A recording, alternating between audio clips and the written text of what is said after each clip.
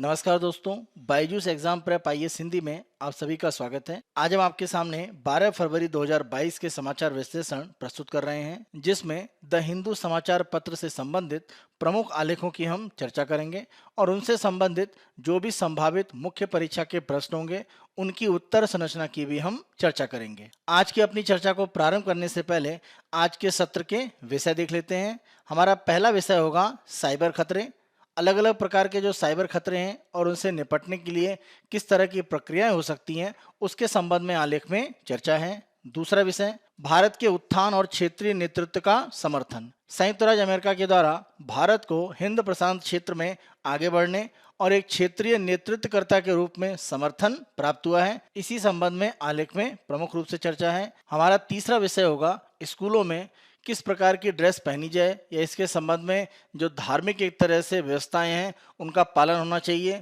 या इनके संबंध में अलग से नियम होने चाहिए। इसी संबंध में कर्नाटक हाईकोर्ट की तरफ से जो अंतरिम एक आदेश दिया गया है उसके संबंध में हम चर्चा करेंगे। ध्यान रखें, अभी अंतिम निर्णय नहीं दिया गया है, यह एक अंतरिम आदेश है। अभी क्लास में भगवा साल या हिजाब नहीं। आज के चौथे विषय को हम देखते हैं क्वेड, हिंद प्रशांत संबंधों पर केंद्रित, और इसके लिए अलग अलग क्या प्रक्रियाएं हो सकती हैं यह क्वेड की बैठक में प्रमुख रूप से तय किया गया है। आज के अंतिम विषय को हम देखेंगे कि भारत की पाकिस्तान के साथ लगती हुई जो सीमा है वहां पर ड्रोन के कई मामले सामने आए हैं और ये देश की सुरक्षा को लेकर एक गंभीर खतरा हो सकता है। इसी के संबंध में अंतिम विषय में हम चर्चा करेंगे और अंत में अपनी इस चर्चा के आधार पर मुख्य परीक्षा के जो भी संबंधित अभ्यास प्रश्न होंगे उनकी उत्तर संरचना की हम चर्चा करेंगे। आज के अपने पहले विषय को हम देखते हैं taking a bite out of cyber threats. वैश्विक स्तर ही नहीं, भारत में साइबर खतरों की जो स्थिति है उसके संबंध में प्रमुख रूप से चर्चा की गई है और किस रूप में साइबर खतरों का सामना किया जा सकता है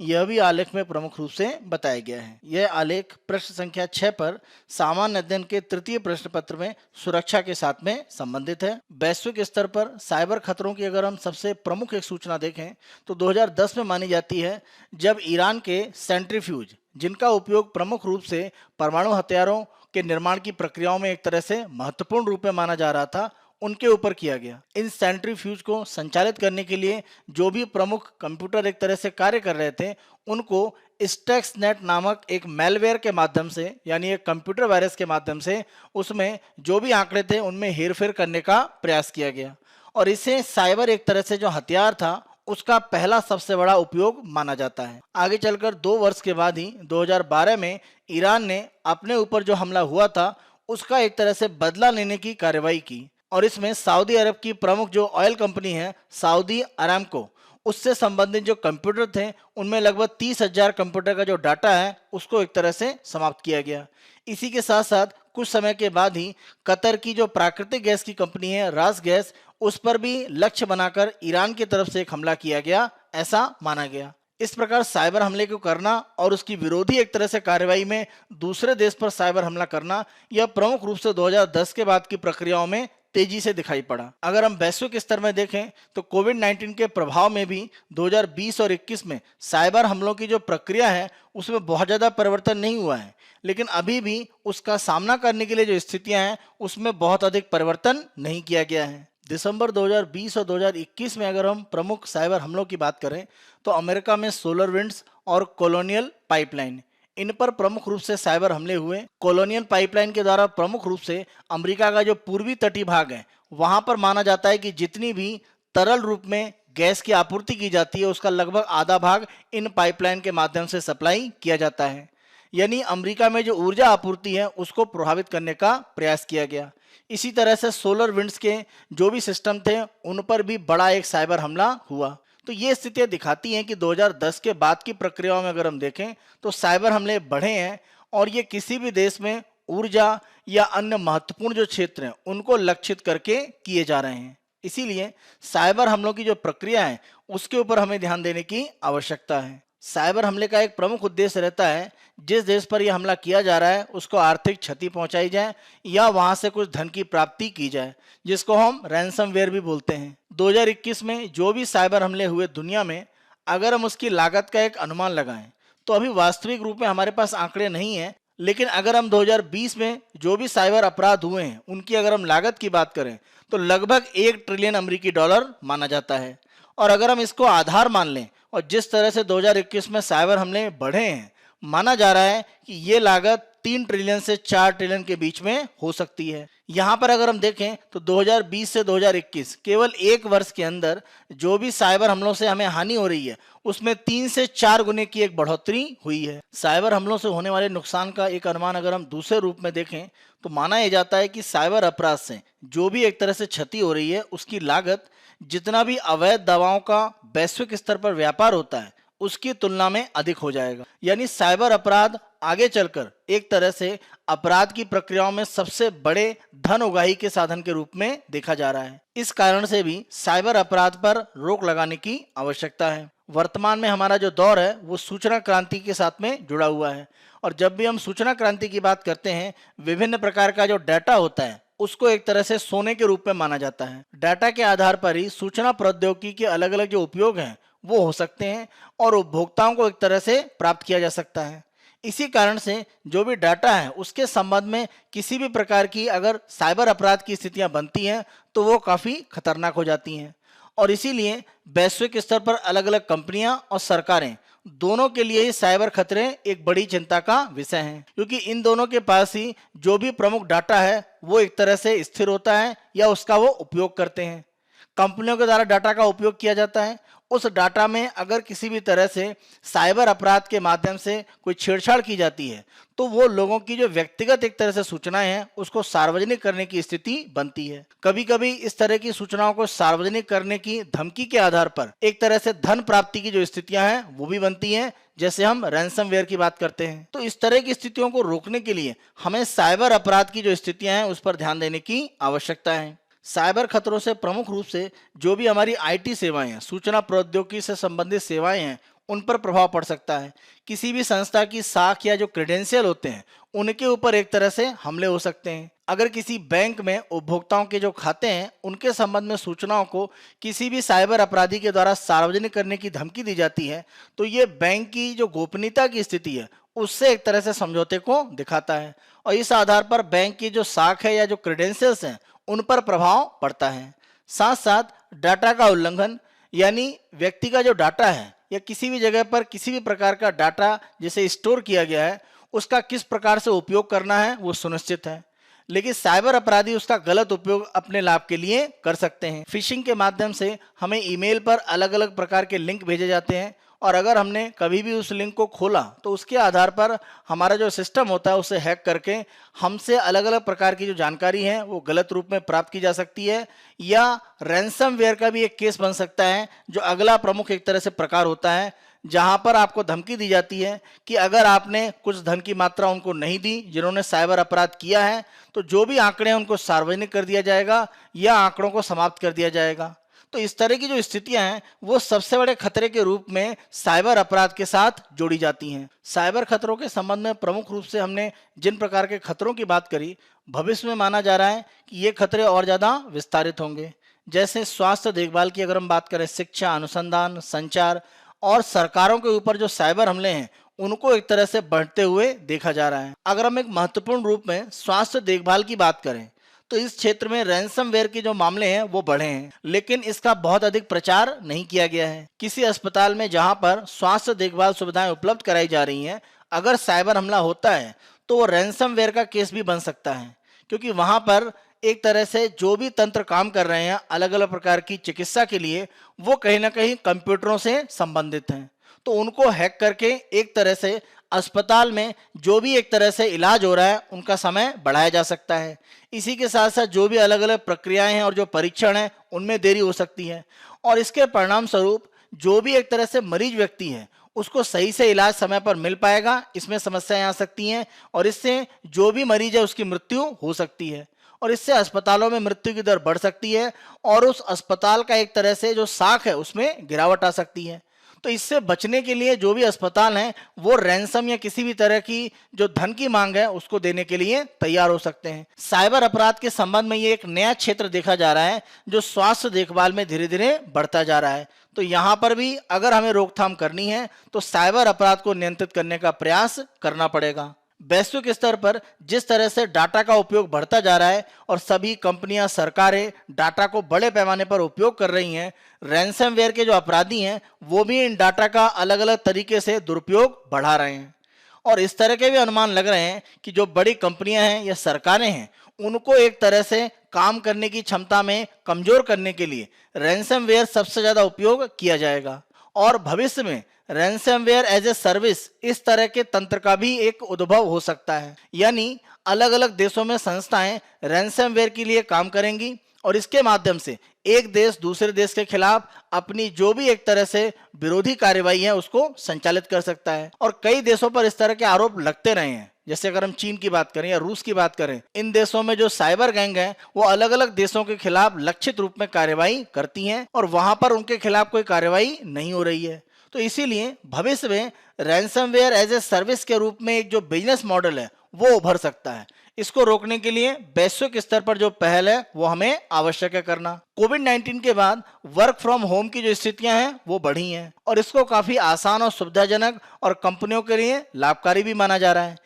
लेकिन वर्क फ्रॉम होम की स्थितियों में साइबर हमलों की जो गति है वो बढ़ सकती है और इसमें अगर तेजी आएगी तो हमारे पूरे वैश्विक तंत्र में जो भी कार्य करने की स्थितियां हैं आर्थिक रूप में उस पर प्रभाव पड़ सकता है। जैसे जैसे तकनीकी विकास होगा और अगर हम वर्तमान में देखें तो हम भारत में 4G से 5G तकनीक में जाने वाले हैं, तो ऐसी स्थितियों में घरेलू कंप्यूटर और जो नेटवर्क हैं वहां पर भी साइबर हमलों की बढ़ने की संभावना दिखती है। साथ साथ वर्तमान समय में एक नया तंत्र तेजी से बढ़ रहा है कि जो भी अलग अलग प्रकार की सूचनाएं हैं उनको हम क्लाउड पर एक तरह से डाल देते हैं, यानी अपने सिस्टम की जगह पर एक हमें क्लाउड स्पेस मिलता है जहां पर प्रमुख रूप से हम अपनी सारी सूचनाओं को एक तरह से एकत्रित करके रखते हैं। तो माना जा रहा है कि भविष्य में इस तरह से क्लाउड पर जो सारा तंत्र हम अपने जो भी अलग अलग गोपनीय सूचनाएं डालने के लिए उपयोग कर रहे हैं उसको भी साइबर हमलों के दायरे में लाया जा सकता है और ये स्थिति काफी खतरनाक हो सकती है। साइबर अपराधों के बढ़ने के लिए प्रमुख रूप से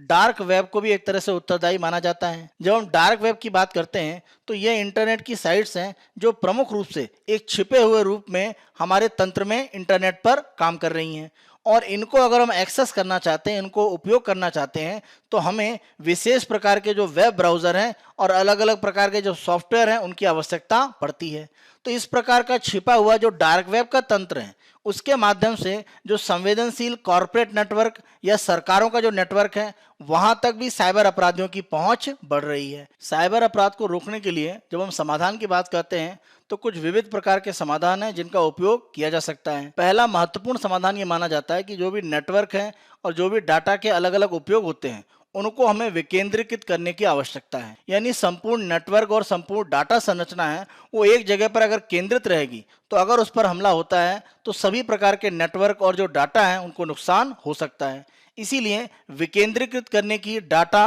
और नेटवर्क की जो स्थितियां हैं उनको हमें मजबूत करना पड़ेगा, जिससे कि किसी एक तंत्र पर अगर हमला हो तो अन्य प्रकार के नेटवर्क और जो डाटा है वो सुरक्षित बने रहें। जब हम क्लाउड सेवाओं की बात करते हैं तो हमें हाइब्रिड क्लाउड संरचना का उपयोग करना होता है। जैसे अगर हम बात करें अमेजन वेब सर्विसेज यानी AWS और माइक्रोसॉफ्ट का एज्योर, तो ये प्रमुख रूप से हाइब्रिड क्लाउड की संरचनाएं हैं। यहाँ पर पब्लिक और प्राइवेट दोनों तरह की क्लाउड सेवाएं दी जाती हैं। तो इस प्रकार से जो भी हमले होते हैं साइबर अपराध के उनमें एक तरह से जो नुकसान होता है उसको हम कम कर सकते हैं। इसी के साथ साथ जो भी अलग अलग अनावश्यक अनुप्रयोग हम अपने सिस्टम में उपयोग करते हैं उनको कम करना और साथ साथ जो बैकअप की प्रक्रियाएं हैं उनको मजबूत करना, यानी अगर साइबर अपराध के माध्यम से कोई आवश्यक डाटा नष्ट भी हो जाता है तो बैकअप की अगर प्रक्रिया रहती है तो ये एक तरह से साइबर अपराध को रैंसमवेयर में परिवर्तित होने से रोकता है, क्योंकि आपने अपना जो डाटा है उसको सुरक्षित रूप में बैकअप में रखा हुआ है। अगर इस तरह की स्थितियों को हम बढ़ावा देते हैं तो लचीलेपन की एक तरह से स्थितियां बनेगी और ये साइबर अपराध को कम करेंगी। जिस तरह से साइबर अपराध की प्रक्रियाएं बढ़ी हैं, हमें लोगों को योजना और प्रशिक्षण के माध्यम से तैयार करना पड़ेगा कि अगर साइबर अपराध होता है तो जो भी कार्य करने की स्थितियां हैं उसमें हम सेवा प्रदान करते रहें, यानी साइबर अपराध के प्रभाव में आकर जो भी सेवा है उसको पूर्णतः बंद न किया जाए। अगर इस तरह की स्थितियों के लिए हम लोगों को पहले से तैयार करेंगे तो ये साइबर हमलों में अनुकूलन की जो स्थितियां हैं उसको बढ़ावा देगा और यहाँ पर भी साइबर अपराध के जो प्रभाव हैं उनको हम न्यूनतम कर सकते हैं। साइबर अपराध को रोकने का एक प्रमुख हिस्सा ये भी माना जाता है कि जब भी हम किसी भी तरह के इंफॉर्मेशन टेक्नोलॉजी या अन्य प्रकार के तंत्र का उपयोग कर रहे हैं तो वहां पर बचाव करने के जो भी तंत्र हमें बताए जाते हैं उन पर हम विश्वास करें और उसको एक तरह से प्राथमिकता में अपनाते हुए जो भी साइबर हमले हैं उससे हम अपना बचाव कर सकते हैं, क्योंकि साइबर हमलों से बचाव के लिए जो सामान्य हमें बातें बताई जाती हैं उनका भी हम पालन नहीं करते हैं। कोई भी ईमेल हमें भेजा गया है, उस पर कोई लिंक है जिसे हम नहीं जानते हैं तो उसको ना खोलें। कोई अटैचमेंट है अगर हम नहीं जानते हैं तो उसको ना खोलें। तो इस तरह की सामान्य अगर हम सावधानी रखें तो हम साइबर जो अपराध है उनकी स्थितियों से बच सकते हैं। इसीलिए कहा जा रहा है कि जो भी तंत्र हमें बताए जाते हैं साइबर अपराध से बचने के लिए उनमें विश्वास हमें बढ़ाना पड़ेगा और बहुत सामान्य स्तर पर जो सुविधाएं दी जा रही है वहां पर साइबर अपराधों को रोका जा सकता है। जैसे अगर हम विद्युत ग्रिड की बात करें या बैंक की बात करें तो यहाँ पर जो सामान्य स्थितियां बताई जाती हैं साइबर अपराध को रोकने के लिए कभी कभी उनका पालन नहीं किया जाता है। तो वहां पर हमें विश्वास बढ़ाने की आवश्यकता है कि जो तंत्र आपको दिया गया है उसमें किसी भी तरह की अगर साइबर अपराध की स्थिति है तो ये बचाव करने का तरीका है। वर्तमान समय में जिस तरह से सूचना क्रांति बढ़ रही है, जैसे जैसे इंटरनेट का विस्तार हो रहा है, हम हर प्रकार की अपनी सूचना को ऑनलाइन माध्यम पर रख रहे हैं। इसीलिए यह भी एक सुझाव के रूप में दिया जाता है कि हमें बैकअप योजनाएं बनानी चाहिए और यह देखना होगा कि कौन सा तंत्र हमें ऑनलाइन या डिजिटल पर रखना है और कौन सा तंत्र एनालॉग या भौतिक रूप में भी रखा जा सकता है। यानी अगर बहुत ज्यादा संवेदनशील आंकड़े हैं तो उनके भौतिक रिकॉर्ड भी रखे जा सकते हैं बजाय उनके कि उनको हम ऑनलाइन या डिजिटल रूप में रखें। तो इस तरह के तंत्र को भी हमें ध्यान रखना पड़ेगा कि यह भी साइबर अपराधियों के जो लक्ष्य हैं उनको कमजोर करते हैं, क्योंकि अगर संवेदनशील इस तरह की सूचनाएं किसी भी तरह ऑनलाइन सिस्टम में नहीं है तो वहां पर जो साइबर अपराध की स्थितियां हैं वो अपने आप न्यूनतम हो जाती हैं। अंतिम रूप में जब भी हम किसी भी तरह के साइबर अपराध की बात करते हैं तो उसका सामना करने का प्रमुख तरीका यह है कि अगर साइबर अपराध किसी भी एक तंत्र पर किया गया है तो उसके साथ में जुड़े हुए अन्य जो तंत्र हैं उन पर एक तरह से प्रभाव ना पड़े। इसके लिए हमारी कोशिश ये होनी चाहिए कि हम जो भी नेटवर्क है वहां पर इस तरह से कार्य को विस्तारित करें कि अगर किसी एक नोड पर यानी किसी एक केंद्र पर साइबर हमला होता है तो अन्य जो केंद्र हैं वो कार्य करते रहें, वहां पर उतना प्रभाव ना पड़े। तो इस तरह के जो तंत्र हैं वो अगर भविष्य में बनाए जाएंगे तो साइबर हमलों की जो स्थितियां हैं उन पर नियंत्रण पाया जा सकता है। इसी के साथ साथ सबसे महत्वपूर्ण जो तथ्य है कि जब हम साइबर अपराधों की बात करते हैं यानी केवल भारत के स्तर पर या अमेरिका के स्तर पर काम होगा तो इसमें हम सफलता प्राप्त नहीं कर सकते हैं, क्योंकि किसी अन्य देश से साइबर हमला किसी दूसरे देश पर किया जाता है। तो इसके लिए वैश्विक साझेदारी की आवश्यकता है और जिन देशों पर साइबर हमले करने के लिए आरोप लगते हैं प्रमुख रूप से संयुक्त राष्ट्र या किसी अन्य संस्था के माध्यम से उनको साइबर अपराध रोकने का जो तंत्र है उसमें शामिल करने की आवश्यकता है। आज के अपने दूसरे विषय को हम देखते हैं, will continue to support India's rise and regional leadership. यहाँ पर संयुक्त राज्य अमेरिका की तरफ से कहा गया है कि जिस तरह से भारत हिंद प्रशांत क्षेत्र में विकास कर रहा है और एक क्षेत्रीय नेतृत्वकर्ता के रूप में उभर रहा है, अमेरिका उसको समर्थन देगा। और ये भारत के लिए अगर हम देखें तो हिंद प्रशांत क्षेत्र में अपने आप को मजबूत करने की दिशा में एक महत्वपूर्ण कदम साबित हो सकता है, क्योंकि अमेरिका का खुला समर्थन हमें इस क्षेत्र में अपने आप को मजबूती से आगे बढ़ाने के लिए और प्रेरित करेगा और चीन का जो प्रभाव है उसको कहीं ना कहीं न्यूनतम करने की जो प्रक्रिया है वो और तेजी से आगे बढ़ सकती हैं। हिंद प्रशांत क्षेत्र का जो महत्व है वो अमेरिका के द्वारा तेजी से एक तरह से पहचाना गया है और इसकी शुरुआत अगर हम देखें तो बराक ओबामा के समय हो गई थी जब उन्होंने एशिया पाइवोट की एक तरह से बात करी थी। यानी उनके द्वारा जब एशिया पाइवोट का एक शब्द उपयोग किया गया था, इसका मतलब ये था कि एशिया आने वाले समय में वैश्विक जो विकास की स्थितियां हैं, जो सामरिक स्थितियां हैं, उसकी एक धुरी के रूप में काम करेगा। और इन्हीं प्रक्रियाओं को अगर हम देखें तो डोनाल्ड ट्रंप के समय में और जो बाइडेन के समय में भी विस्तारित किया गया है। और जिस तरह से चीन के द्वारा हिंद प्रशांत क्षेत्र में प्रमुख रूप से दक्षिणी चीन सागर के क्षेत्र में अपनी स्थितियों को आक्रामक रूप में बढ़ाया गया है, हिंद प्रशांत में अमेरिका का एक तरह से जो दखल है वो बढ़ना स्वाभाविक था। और ये दखल भारत के लिए भी लाभकारी है, क्योंकि इस क्षेत्र में चीन से मुकाबले में भारत की स्थितियों को मजबूत करके अमेरिका को एक तरह से लाभ की स्थितियां दिखती हैं। और इसी आधार पर अमेरिका सरकार के द्वारा अपनी हिंद प्रशांत की जो रणनीति है उसकी घोषणा की गई है। और ये महत्वपूर्ण रणनीति है क्योंकि इसके आधार पर ही अमेरिका आने वाले समय में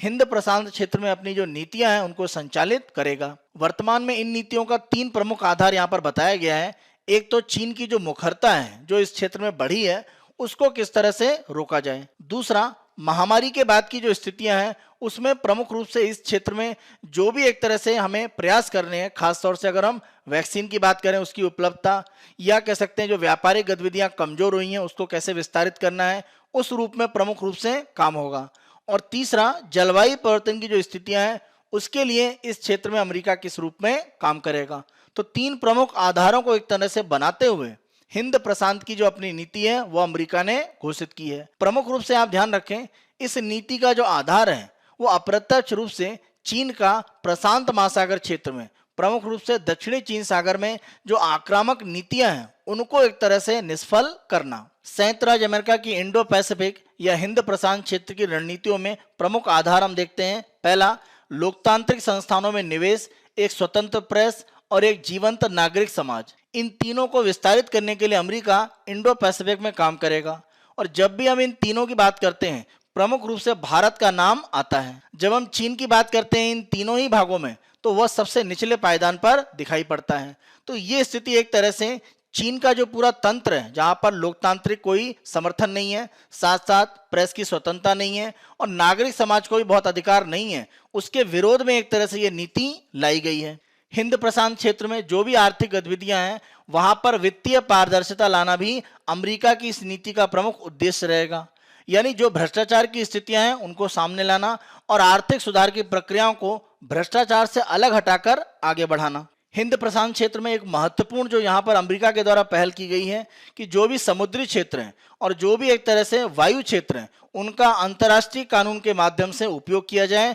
और उन पर प्रशासन किया जाए। किसी एक देश के द्वारा समुद्र और जो वायु क्षेत्र हैं उन पर गैर कानूनी नियंत्रण के जो प्रयास हैं उनका अमेरिका एक तरह से विरोध करेगा। जैसा हम उदाहरण देख सकते हैं कि दक्षिणी चीन सागर में अपने जो विरोधी देश हैं उनके आसपास के क्षेत्रों में चीन की जो नौसेना है उसके द्वारा पेट्रोलिंग करना, या चीन की जो वायुसेना है उसके जो लड़ाकू विमान है वो ताइवान की सीमा के बहुत पास के क्षेत्रों में उनका उड़ान भरना। तो इस तरह की जो स्थितियां हैं उनको भविष्य में अमेरिका रोकेगा। वैश्विक स्तर पर जो उभरती हुई प्रौद्योगिकियां हैं, इंटरनेट और साइबर स्पेस की जो स्थितियां हैं उनको सामान्य रूप से बढ़ाने के लिए इस क्षेत्र में काम किया जाएगा। प्रमुख रूप से अगर हम उभरती हुई प्रौद्योगिकियों की बात करें 5G, तो 5G तकनीक को विस्तारित करने के लिए जो भी एक तरह से इस क्षेत्र में काम होगा तो अमेरिका भी एक तरह से तकनीकी रूप से मदद देगा, क्योंकि 5G तकनीक वैश्विक स्तर में बढ़ाने के लिए चीन के द्वारा प्रमुख रूप से प्रयास किए जा रहे हैं। लेकिन कोविड-19 के बाद अधिकतर देशों ने चीन की जो 5G टेक्नोलॉजी है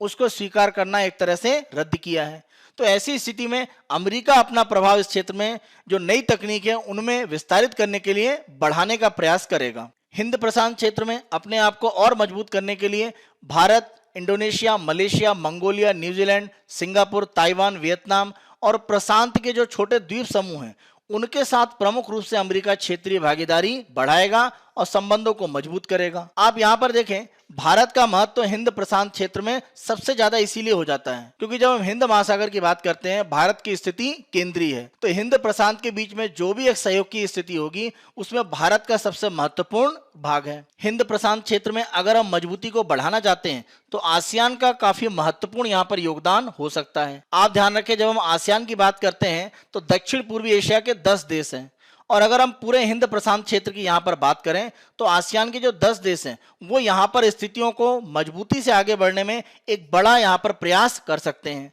और अगर अमेरिका आसियान के साथ सहयोग को बढ़ाता है तो ये चीन के लिए दक्षिणी चीन सागर या अगर हम हिंद प्रशांत की बात करें वहां पर स्थितियों को कमजोर करेगा। इसीलिए अमेरिका ने अपनी हिंद प्रशांत की जो नीति है उसमें आसियान को काफी महत्वपूर्ण भूमिका दी है। अमेरिका के द्वारा क्वेड की एक तरह से जो स्थिति है उसको और मजबूत करने के लिए बात कही गई है जब वो अपनी हिंद प्रशांत नीति की बात करते हैं। हम ध्यान रखें, क्वेड का जो निर्माण है वो हिंद प्रशांत क्षेत्र में स्थितियों को अनुकूल करने के लिए ही किया गया। तो इस आधार पर क्वेड की मजबूती अमेरिका के लिए कहीं ना कहीं आवश्यक है और जो भी उसकी प्रतिबद्धताएं हैं क्वेड के लिए उसका वो पालन करेगा। आप ध्यान रखें, जब क्वेड की हम बात करते हैं तो प्रमुख रूप से जापान, इसी के साथ साथ यूएसए, भारत और ऑस्ट्रेलिया। तो ये जो 4 देश हैं, इनके द्वारा मिलकर क्वाड में जब काम किया जाता है तो प्रमुख रूप से उद्देश्य यही रहता है कि चीन की जो विस्तारवादी नीतियां हैं, जो आक्रामक नीतियां हैं, उनको कहीं ना कहीं रोका जाए। तो यहां पर क्वाड को आधिकारिक रूप में अपनी हिंद प्रशांत नीति में अमेरिका ने भी जगह दी है। तो ये भविष्य में क्वाड के और मजबूत होने को दर्शाता है, क्योंकि बीच में इस तरह की बातें उठ रही थी कि अमेरिका क्वाड को लेकर बहुत अधिक उत्सुक नहीं है, लेकिन अपनी हिंद प्रशांत नीति में जिस तरह से क्वाड को उन्होंने प्रमुख रूप से बताया है, यह दिखाता है कि भविष्य में क्वाड की भूमिका बढ़नी है। अमेरिका के द्वारा हिंद प्रशांत नीति में भारत के लिए अलग से प्रमुख रूप से एक कथन कहा गया है कि भारत के निरंतर उत्थान और क्षेत्रीय नेतृत्व को अमेरिका समर्थन देगा। हम ध्यान रखें, इस तरह का प्रत्यक्ष रूप से अमेरिका के द्वारा भारत को उसके उत्थान करने और एक नेतृत्वकर्ता के रूप में आगे बढ़ने का जो समर्थन है, वो पहले इतना स्पष्ट रूप में नहीं था। तो हम कह सकते हैं कि हिंद प्रशांत नीति में अमेरिका ने जिस स्पष्ट रूप से भारत के नेतृत्व करने की क्षमता को स्वीकार किया है, यह भविष्य में इस क्षेत्र में भारत की एक सर्वोच्च भूमिका को दर्शाता है। हिंद प्रशांत नीति के एक महत्वपूर्ण भाग के रूप में अमेरिका का यह भी कहना है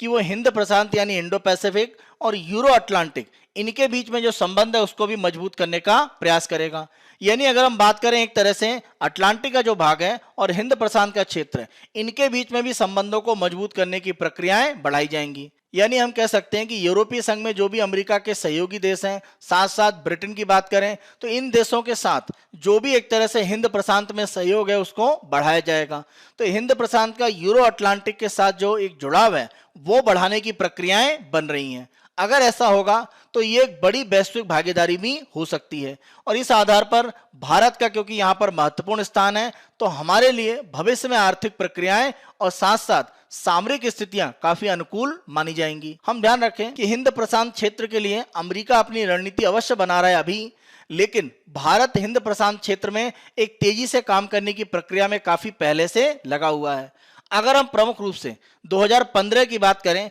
जब प्रधानमंत्री जी के द्वारा एक नीति की घोषणा की गई थी सागर, यानी security and growth for all in the region, प्रमुख रूप से इसे हिंद महासागर पर एक तरह से लक्षित किया गया था और सागर नीति में 5 प्रमुख लक्ष्य भारत ने बनाए थे। हिंद महासागर क्षेत्र में विश्वास और पारदर्शिता के माहौल की मांग करना, यानी यहाँ पर पारदर्शी और विश्वास के साथ में एक तरह से काम किया जाए। चीन के द्वारा छिपे लक्ष्यों के साथ जो नीतियां बनाई गई हैं, जो हिंद महासागर में अलग अलग देशों के साथ वो बढ़ा रहा है, उसको भारत एक तरह से कमजोर कर रहा है। और प्रमुख रूप से अगर हम देखें, जैसे पाकिस्तान में ग्वादर या श्रीलंका में हम्बनटोटा, या अगर हम बात करें म्यांमार में सितवे, तो इस तरह के जो बंदरगाह हैं उनका विकास आर्थिक गतिविधियों के लिए है या भविष्य में ये सामरिक रूप में उपयोग किए जाएंगे, ये स्पष्ट नहीं है। इसीलिए भारत का कहना है कि हिंद महासागर क्षेत्र में आपसी विश्वास अलग अलग देशों के बीच में और पारदर्शिता, इसका माहौल एक तरह से वो बनाने के लिए प्रयास करेगा। अंतर्राष्ट्रीय स्तर पर जो भी समुद्री कानून है सभी बराबर उसका सम्मान करें। भारत सागर नीति में हिंद महासागर क्षेत्र में यह सुनिश्चित करने का प्रयास करेगा। इसी के साथ साथ हिंद महासागर के जो देश हैं वो एक दूसरे के प्रति संवेदनशील रहें। अगर हम चीन की बात करें तो उसकी सीमा हिंद महासागर में नहीं है, तो जो भी देश हिंद महासागर की सीमा में आते हैं प्रमुख रूप से उन्हें अपने हितों पर ध्यान देने की आवश्यकता है, बजाय इसके कि किसी अन्य देश के हितों के आधार पर वो भारत के हितों को नुकसान पहुंचाने का एक प्रयास कर रहे हों। इसके लिए अलग अलग देशों को हिंद महासागर में जो भी आपसी हित हैं उनको लेकर संवेदनशील होने की आवश्यकता है। समुद्री क्षेत्र में जो भी विवाद की स्थितियां हैं वो अलग अलग देशों के साथ शांतिपूर्ण ढंग से हल करने के लिए भारत सागर नीति में प्रयास करेगा और समुद्री सहयोग की जो नीति है उसमें और ज्यादा वृद्धि की जाएगी। और जिन देशों की हिंद महासागर से सीमा लगती है, वो चाहे अफ्रीका महाद्वीप में हो या एशिया महाद्वीप की बात करें या ऑस्ट्रेलिया की बात करें, उनके साथ समुद्री सहयोग को हम बढ़ाएंगे। तो ये नीतियां भारत को हिंद महासागर में मजबूती से आगे बढ़ाने के लिए 2015 से ही संचालित हैं। एक दूसरा प्रयास अगर हम देखें तो भारत प्रशांत महासागर के लिए भी कर रहा है, जहां पर नवंबर 2019 में थाईलैंड में आसियान का जो शिखर सम्मेलन हुआ था, वहां पर भारत की हिंद प्रशांत यानी इंडो पैसिफिक को लेकर एक ओशियन इनिशिएटिव यानी समुद्री एक जो प्राथमिक प्रक्रियाएं हैं उसको शुरू करने की बात कही गई थी। इसमें प्रमुख रूप से आप देखें तो 7 स्तंभ है जिस पर भारत काम कर रहा है। तो केवल हिंद महासागर ही नहीं, हिंद प्रशांत क्षेत्र के लिए भी हमने एक नीति बनाई है जिस पर हम काम कर रहे हैं। यहाँ पर 7 स्तंभों में समुद्री सुरक्षा, समुद्री पारिस्थितिकी, समुद्री संसाधन, प्रमुख रूप से हिंद प्रशांत क्षेत्र में जो भी समुद्री संसाधन है उनका उपयोग इस तरह से किया जाए कि पारिस्थितिकी को नुकसान ना हो और किसी भी देश की समुद्री सुरक्षा को भी खतरा ना हो। जैसा हम प्रमुख रूप से कह सकते हैं कि दक्षिणी चीन सागर के क्षेत्र में जो भी प्रमुख रूप से द्वीप हैं उन पर चीन के द्वारा अपना एक तरफा अधिकार बताया जाता है। तो यह स्थितियां दिखाती हैं कि जो समुद्री संसाधन है और जो समुद्री सुरक्षा है उसको चीन खतरे में ला रहा है। इसीलिए अपनी प्रशांत महासागर की जो नीति है उसमें समुद्री सुरक्षा, समुद्री पारिस्थितिकी और समुद्री संसाधन के बारे में भारत ने बात कही है। हिंद प्रशांत क्षेत्र में भारत अपने क्षमता निर्माण करेगा और जो संसाधन है उनको अन्य देशों के साथ साझा करेगा, जिससे कि सभी के आर्थिक हितों को लाभ हो। हिंद प्रशांत क्षेत्र में जो भी आपदा की स्थिति है उसमें जोखिम को कम से कम करने का प्रयास किया जाएगा और आपदा प्रबंधन की जो स्थितियां उनको भी मजबूत किया जाएगा। साथ साथ विज्ञान, प्रौद्योगिकी और शैक्षणिक यह सहयोग भी हिंद प्रशांत के देशों के बीच में बढ़ाया जाएगा। हिंद प्रशांत क्षेत्र में अंतिम रूप में व्यापार, संपर्क और समुद्री परिवहन को भी मजबूत करने का भारत प्रयास करेगा। भारत के द्वारा हिंद प्रशांत क्षेत्र में अपने आप को मजबूत करने के लिए नीतियां तेजी से विस्तारित की जा रही हैं और क्वेड के माध्यम से जिस तरह से अमेरिका यहां पर शामिल हो रहा है और अब अमेरिका ने अपनी हिंद प्रशांत नीति में भारत को जिस तरह से मजबूती से स्थान दिया है,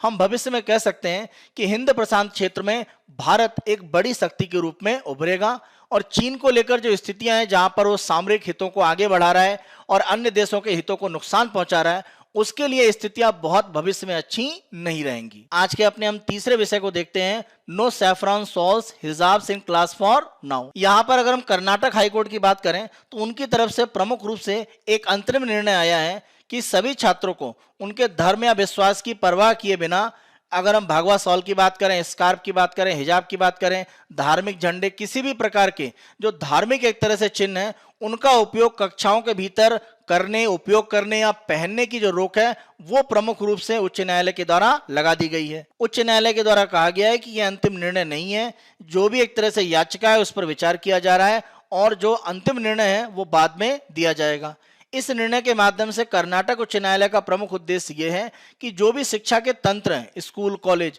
वहां पर किसी भी तरह की रोकथाम न लगे और वो एक तरह से सुचारू रूप से चल पाए। तो इस आदेश का अंतरिम रूप में प्रमुख रूप से यही उद्देश्य है। इसी के साथ साथ यहाँ पर कर्नाटक उच्च न्यायालय ने यह भी स्पष्ट किया है कि कर्नाटक उच्च न्यायालय का ये जो आदेश है केवल उन संस्थानों तक सीमित है जहां पर कॉलेज विकास समितियां, कॉलेज डेवलपमेंट कमेटीज, उनकी तरफ से किसी भी तरह का ड्रेस कोड निर्धारित है। यानी अगर किसी कॉलेज में किसी तरह का ड्रेस कोड निर्धारित नहीं है तो यह कर्नाटक हाईकोर्ट का जो निर्णय है वो उन पर लागू नहीं होता है। कर्नाटक उच्च न्यायालय के इस आदेश के माध्यम से उद्देश्य यही है कि शिक्षा की स्थितियां कर्नाटक में प्रभावित ना हो, वह सुचारू रूप से चलती रहे।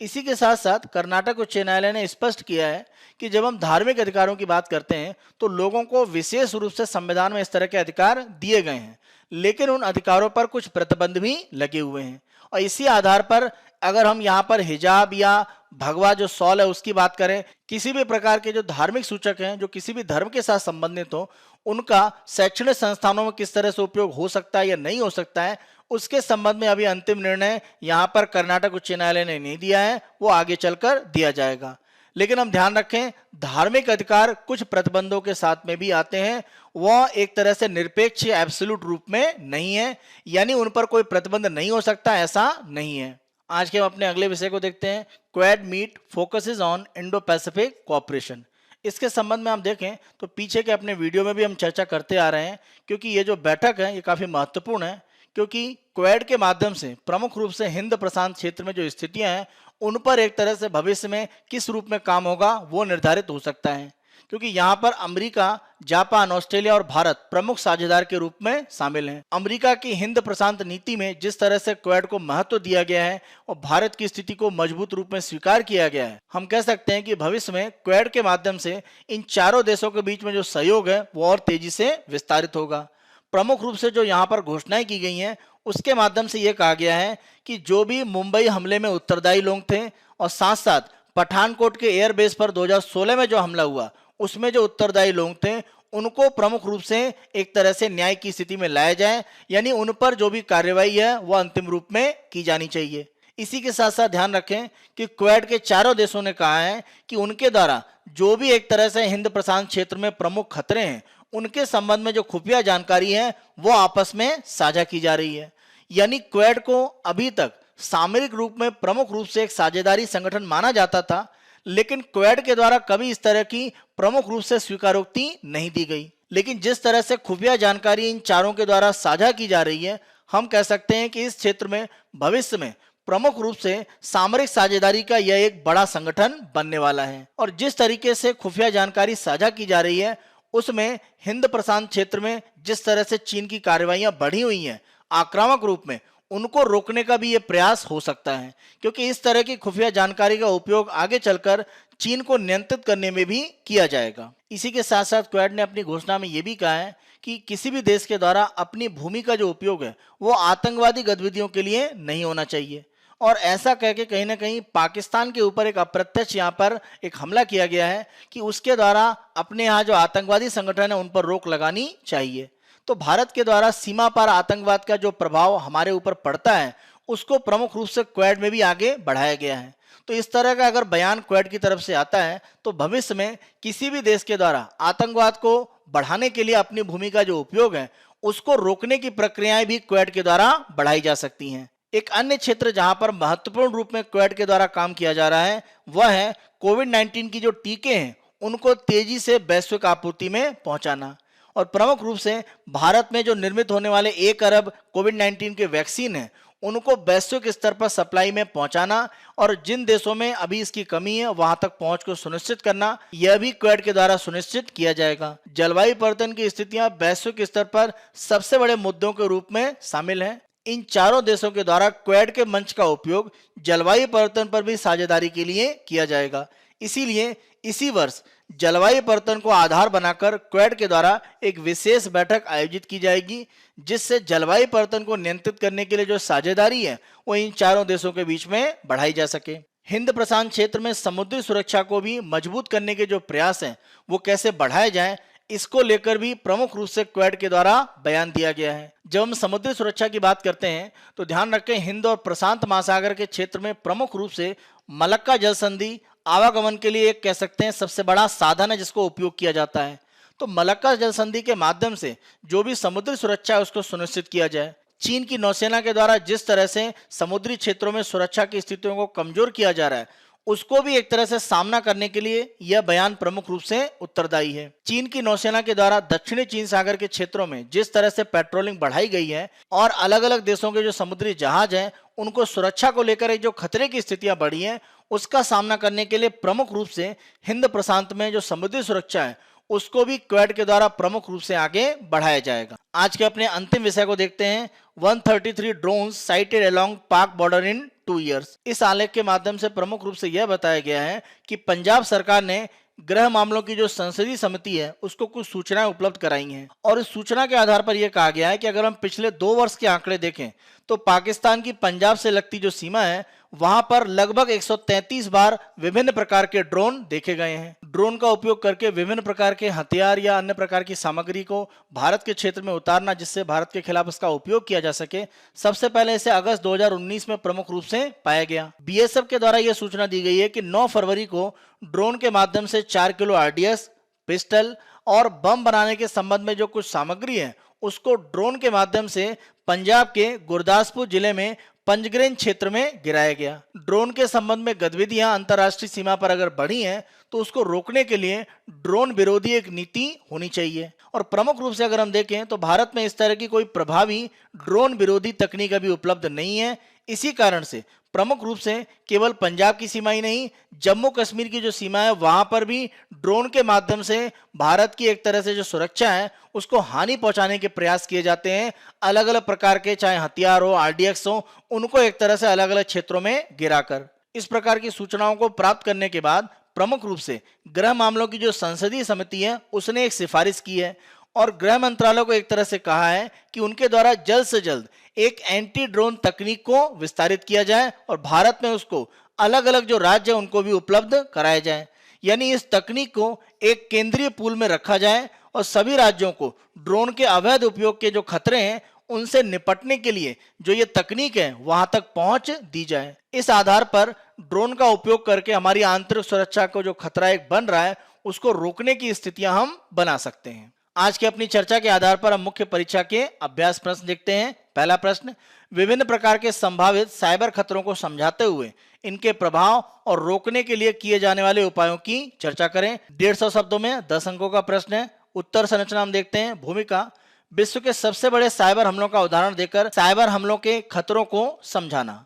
मुख्य भाग में हम देखते हैं साइबर हमलों के प्रमुख कारण, इनके प्रमुख प्रभाव और रोकने के लिए क्या उपाय हो सकते हैं वो आपको बताना है। निष्कर्ष, साइबर हमलों से बचाव के लिए राष्ट्रीय पहल के साथ वैश्विक साझेदारी की भी आवश्यकता, क्योंकि जब तक इस तरह की वैश्विक साझेदारी नहीं होगी साइबर हमलों को हम नहीं रोक सकते हैं। दूसरा प्रश्न हम देखते हैं, संयुक्त राज्य अमेरिका की हिंद प्रशांत रणनीति में भारत की महत्वपूर्ण भूमिका भारतीय हितों को पूरा करने के साथ इस क्षेत्र में स्थिरता भी स्थापित करेगी। विश्लेषण करें। इस कथन का आपको विश्लेषण करना है। 150 शब्दों में 10 अंकों का प्रश्न। उत्तर संरचना हम देखते हैं। भूमिका, संयुक्त राज्य अमेरिका की हिंद प्रशांत रणनीति में भारत का स्थान। आप अमेरिका की नीति के संबंध में बताकर भारत का उसमें जो महत्वपूर्ण स्थान है वो आप बता सकते हैं संक्षिप्त में। मुख्य भाग में आपको बताना है भारत को क्षेत्रीय शक्ति के रूप में स्वीकार करना, चीन के प्रभाव को रोकने के प्रयास इस नीति में प्रमुख रूप से हैं और भारत के द्वारा हिंद प्रशांत क्षेत्र में किस तरह से प्रयास किए जा रहे हैं।